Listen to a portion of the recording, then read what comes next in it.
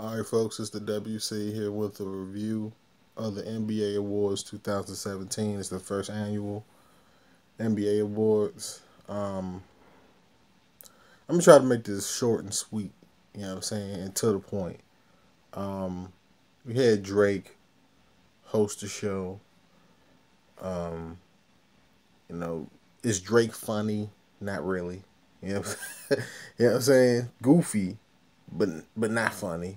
Um, And then you have Nicki Minaj perform like halfway through the show. You can call it halftime of the show. I did another video on that in the state of female rap. Y'all can check that video out.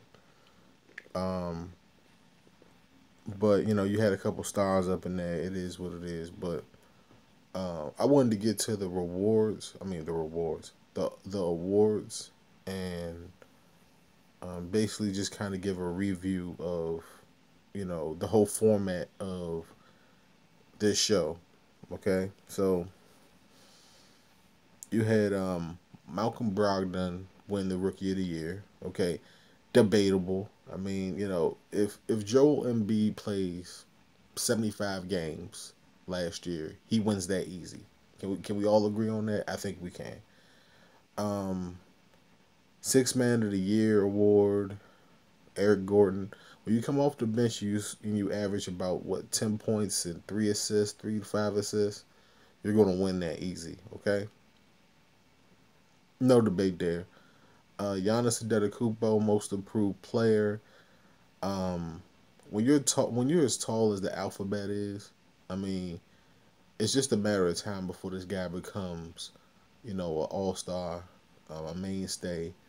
Um, one of my criticisms of him was his body weight and the way he was shaped. And if he had an NBA body, well, clearly he does if he wins Most Improved Player. Um, but I think as his career goes on, he's probably going to he probably has to put on a little bit more body weight, but he's built in the old school fashion, so I don't really mind Giannis Antetokounmpo um, in the way in his game, and he's pretty good, man. He's pretty good. Um, Defensive Player of the Year, um, I think it was Green, right? Draymond Green, and here's my problem with Draymond Green. Like, if Draymond Green is not playing for your squad, you don't like him. But every single championship team needs a guy like that. Like, I remember when the Pistons won their championship back in the day, Ben Wallace was that guy. We could talk about Dennis Rodman being that guy for the Bulls down the stretch in the '90s. So every championship team kind of has that guy. Even last year with a guy like maybe you could put Tristan Thompson in there. Every team needs that defensive force guy that can contribute on the offensive side of things, and you know clearly that's what Draymond Green is. The biggest problem of the night that I had, besides besides the fact that the format of the show is stupid in my opinion, where it's like you know the fans are just kind of left out of this. It's now NBA awards are basically you know uh, what is it called? It's like the WWE events where it's like it's not necessarily cut off to everybody, but they could have had the NBA awards at an arena somewhere. They had it in like a ballroom, and for the first show, I get it.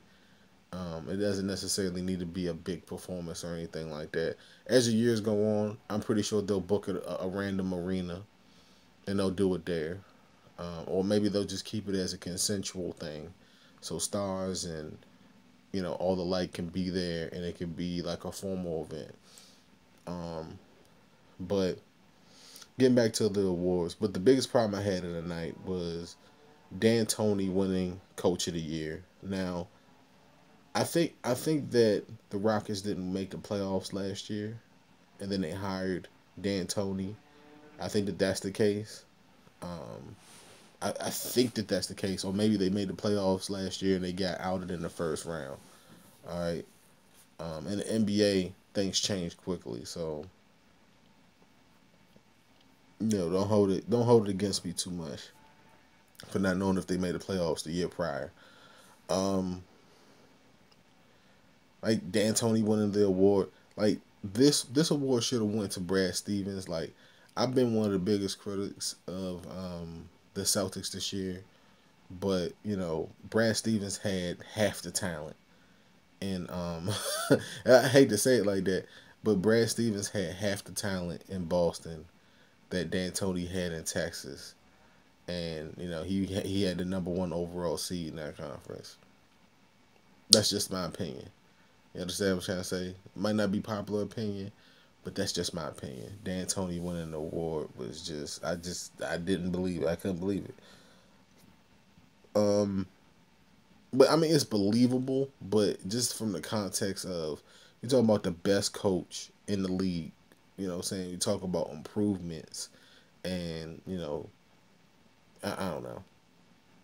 I don't know. They gave it to D'Antoni. It is what it is. And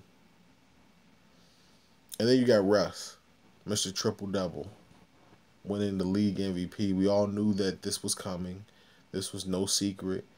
I don't think that Russ said anything about KD in this speech, and he shouldn't have. It's his spotlight. But he should have thanked. Honestly, he should have thanked KD because without KD, 50% of those shots that he took wouldn't have been his shots. And when you're taking out of 10 shots that your team is taking, if you're taking 7 out of those 10 shots, like this was something that had to happen. Like he had to win the MVP. Like there was no competition for him to win MVP. So he thanks his teammates. He brings them up there.